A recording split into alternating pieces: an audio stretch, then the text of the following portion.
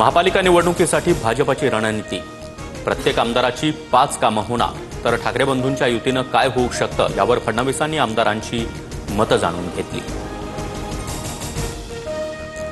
मुख्यमंत्री देवेंद्र फडणवीस वाढदिवसानिमित्त गडचिरोलीमध्ये कार्यक्रमांना हजेरी लावणार। उपमुख्यमंत्री शिंदे, अजितदादांसह सुप्रिया सुळेंकडून फडणवीसांना वाढदिवसाच्या शुभेच्छा।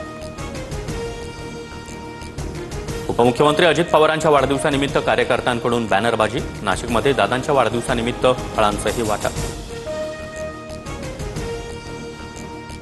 मुंबई साखळी बॉम्बस्फोट प्रकरणी हायकोर्टाच्या निर्णयाला एटीएसकडून सुप्रीम कोर्टात आव्हान। मुंबई हायकोर्टाकडून काल साखळी बॉम्बस्फोटातील 12 जणांची निर्दोष मुक्तता। संतोष देशमुख हत्या प्रकरणी बीडच्या विशेष मकोका न्यायालयात 4 ऑगस्टला पुढील सुनावणी। वाल्मिक कराडचा दोषमुक्तीचा अर्ज कोर्टानं फेटाळला।